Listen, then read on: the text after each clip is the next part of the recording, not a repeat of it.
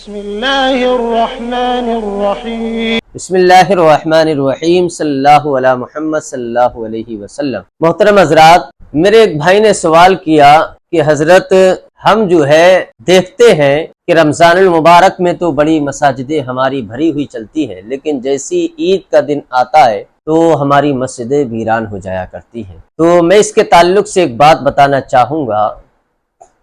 ایک عیسائی نے بڑے پہلے ایک جملہ کہا تھا کہ مجھے تو ایسا محسوس ہوتا ہے کہ مسلمانوں کی خدا دو ہیں، معاذ اللہ۔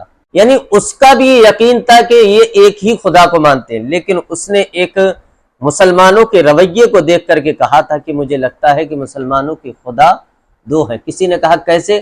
کہا کہ مجھے لگتا ہے کہ جمعہ کا خدا یا رمضان کا خدا ان کا الگ ہے اور پانچوں ٹائم کی نماز کا خدا الگ ہے، معاذ اللہ۔ یعنی کیسی وہ سوچ رکھتا ہے ہمارے تعلق سے، یعنی یہ ہم نے دوسرے کو کہنے کا موقع عطا فرمایا ہے۔ تو لہٰذا اگر ہم جس طریقے سے رمضان میں مساجد کو بھرتے ہیں، اسی طریقے سے ہمیں رمضان کے بعد بھی مساجد کو آباد کرنا چاہیے، اس لیے کہ جیسے رمضان میں نماز فرض ہے ویسے ہی عید کے بعد بھی نماز فرض ہوا کرتی ہے۔ اللہ کے رسول ارشاد فرماتے ہیں کہ اگر تمہارا کاروبار میں من نہیں لگتا ہے، کوئی کام بگڑ جاتا ہے، آپ کے ذہن کو الجھن ہوتی ہے، تو میرے آقا نے ارشاد فرمایا مصلی بچھاؤ، کھڑے ہو جاؤ، نماز پڑھو، اللہ تعالیٰ تمہارے بگڑے ہوئے کاموں کو بنا دے گا۔ لیکن شرط یہ ہے کہ نماز کے اندر چوری نہیں کرنا چاہیے، یعنی رکن صحیح طریقے سے ادا کرے اس کے، اور اس کے اندر نماز پڑھنے میں کوئی لالچ، کوئی مفاد نہ ہونا چاہیے۔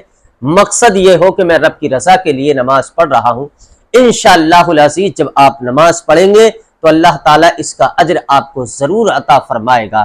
جیسا کہ قرآن عظیم کے اندر رب نے ارشاد فرمایا کہ ما سلککم فی سقر، قیامت کے دن جن لوگوں کو جہنم میں لے جایا جائے گا ان سے لوگ کہیں گے کہ تمہیں جہنم میں کیوں لے جایا جا رہا ہے؟ تو وہ کہیں گے لم نک من المصلین، ہم نماز نہیں پڑھا کرتے تھے۔ یعنی کہ نماز نہ پڑھنے والے کے لیے بھی اللہ نے قرآن میں بیان کر دیا کہ جو نماز نہیں پڑھتا تھا اسے جہنم میں لے جایا جائے گا۔ اور بزرگوں نے فرمایا کہ جو بندہ مومن نماز نہ پڑھتا ہو اس کو قرض نہیں دینا چاہیے، اس لیے کہ جو رب کا قرض نہیں اتار سکتا ہے وہ دنیا والوں کا قرض کیا ادا کرے گا۔ لہٰذا میری گزارش یہ ہے کہ آپ نماز پڑھیے، ابھی بھی نماز پڑھتے رہیں رمضان المبارک کے مہینے میں، اور رمضان کے بعد بھی نماز پڑھیں۔